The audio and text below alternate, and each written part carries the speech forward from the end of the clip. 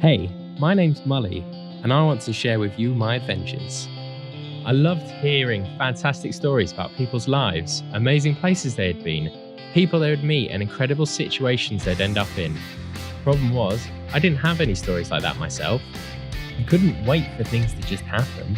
I had to get out there and make it happen. So back in 2016, I decided to jump on my bike and start cycling 5,000 kilometers around New Zealand. Since I had never done anything like that before, I was in for a bit of a shock. But along the way, I grew as a person, and now have some stories of my own to tell.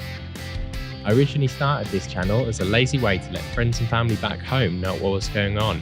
But since then, I have opened this up to everybody and decided to make more of a travel channel. Whether it be cycling, driving, hiking, or falling, I hope I can show you places you've never heard of or want to visit in the future. As I'm often on the road, I cannot always upload regularly, so please bear with me and make sure you subscribe to get the latest updates. Thanks.